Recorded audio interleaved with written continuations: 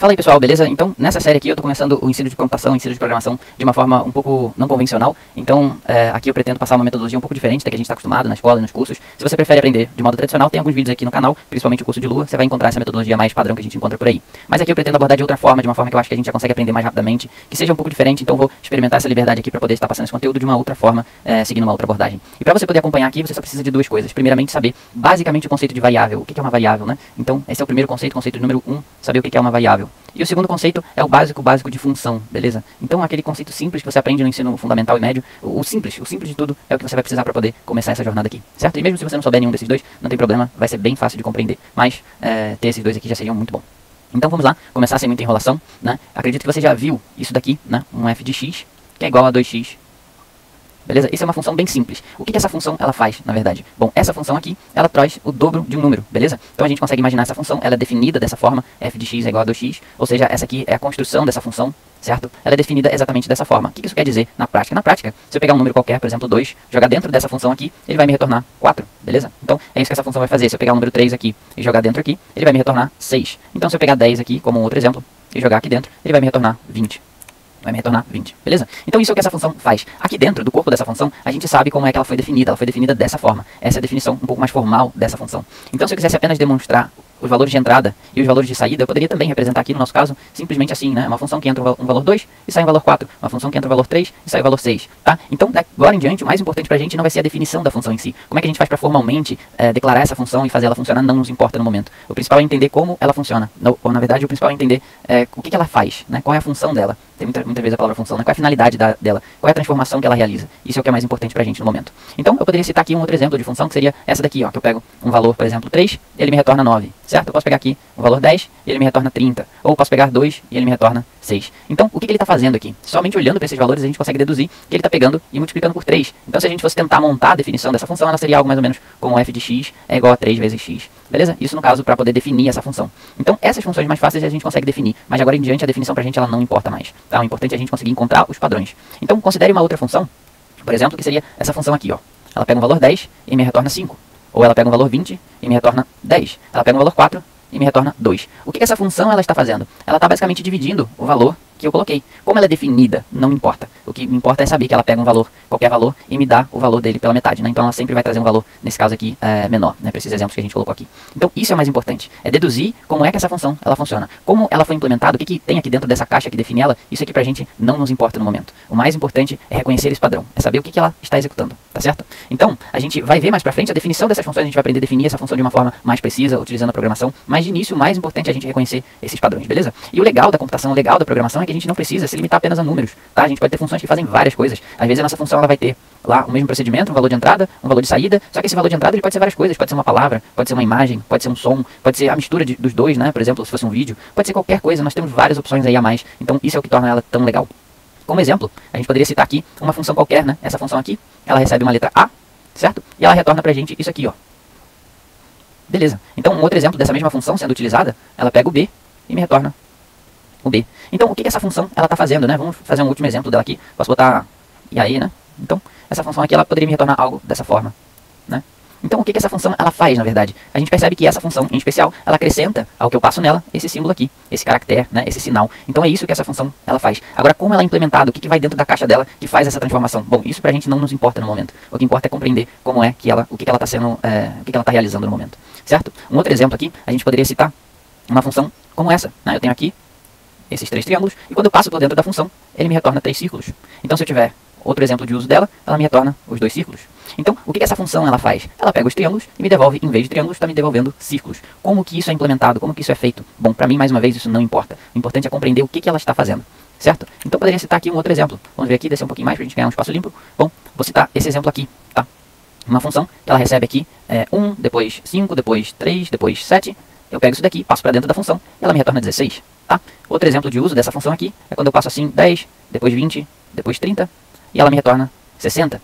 Ou um uso a mais, vamos demonstrar mais uma vez, seria eu passar o 2, depois passar o 3, o 4, passar o 6 e então ela me retorna 15.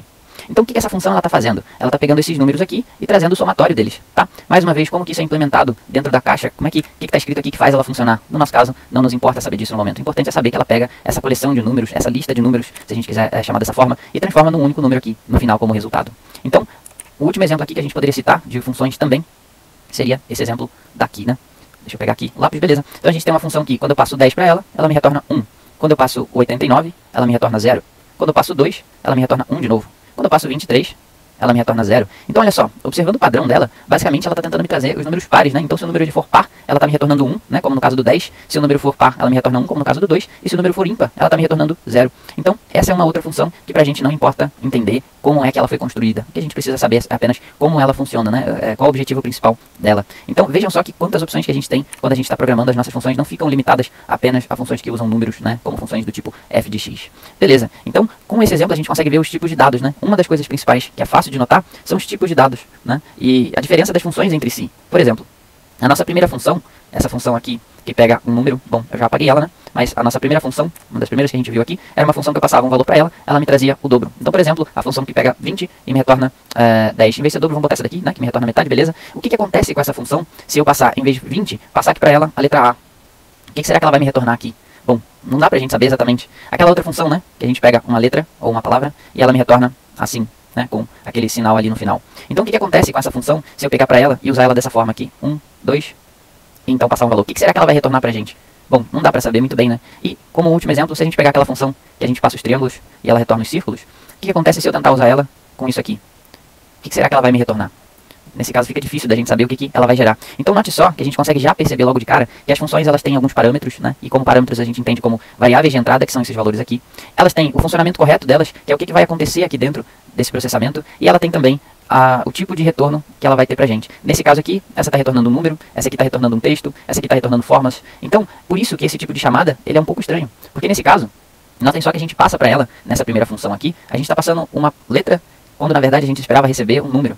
Nessa daqui a gente está passando uma lista de valores, quando na verdade a gente esperava receber uma letra, né, ou uma palavra. E nessa última aqui a gente estava esperando receber formas triangulares, mas a gente chegou e passou para ela também uma palavra. Então aqui a gente já consegue perceber que existem tipos diferentes de dados, existem tipos diferentes de retornos também. Então, com essa diferença a gente consegue definir uma função que faz alguma coisa que a outra não faz. Se a gente for tentar caçar o tipo aqui de maneira bem abstrata, bem simples, dá para perceber que essa função aqui, ela aceita uma palavra, certo? Poderia ser uma palavra aqui.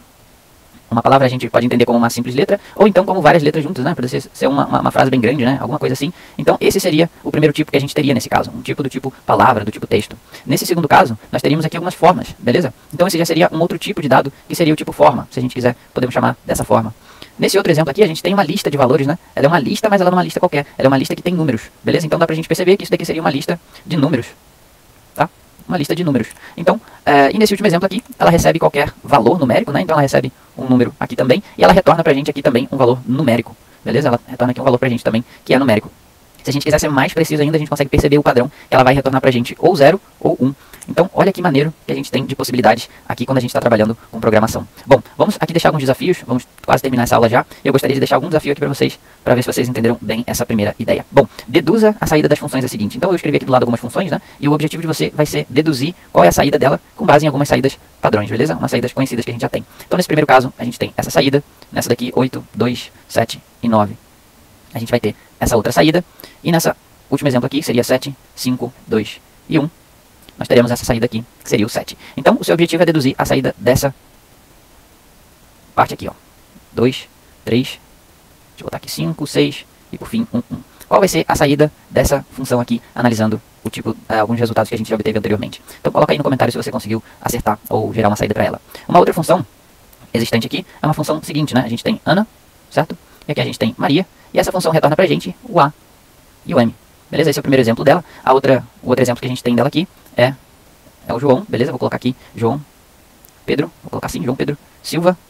Então, essa aqui é a entrada, e ela está retornando aqui para mim de saída o J e o S, certo? Um outro exemplo dela, nesse caso para você poder fazer, se eu tivesse a entrada Augusto, beleza? César Pereira, qual seria a saída dela? Qual seria a saída dessa função aqui? Fica aí para você também tentar colocar a resposta dessa daqui. E bom, mais outros exemplo, como o último exemplo, para você poder ver se conseguir compreender o assunto, é essa daqui. Eu tenho uma função que eu coloco a letra A e ela me retorna 1. Eu coloco aqui a letra Z e ela me retorna 26. Eu coloco a letra C e ela me retorna 3. Então qual vai ser a saída dessa função quando eu colocar, por exemplo, a letra K? O que ela vai me retornar? Bom, então se você conseguir fazer esses exercícios, pode estar colocando aqui nos comentários. E como última forma de exemplo, nós temos aqui a composição. O que acontece se nessa função aqui, vamos chamar essa função aqui de função 3, vamos chamar essa função aqui de função 2 e essa primeira de função 1, beleza? O que acontece se eu pegar essa função aqui, a função 3, e combinar a saída dela naquela minha função que traz zeros e uns, né? Que foi uma função que a gente já apagou. Então o que acontece se eu pegar essa função aqui e combinar com aquela outra que quando eu colocava 10 ela me trazia 1, quando eu colocava 20 ela me trazia 1, quando eu colocava 3 ela me trazia 0, né? E se eu colocar 7 também ela me traz 0. Então qual vai ser o resultado se eu pegar a saída dessa função aqui e colocar como se fosse na entrada dessa outra função aqui? Qual vai ser o resultado produzido? Então fica aí para você colocar também. Então basicamente nessa parte introdutória, nesse primeiro vídeo, a gente conseguiu ver aqui os parâmetros das funções, as variáveis de entrada, como elas funcionam, os tipos de variável e como é que a gente pode criar funções para diferentes propósitos, tá? Não só nos restringindo apenas à utilização de números. Então se você gostou, fica aí que nós vamos ter ainda outras aulas sobre esse assunto e continuando um pouco mais nessa abordagem um pouco diferente no ensino da programação e da computação.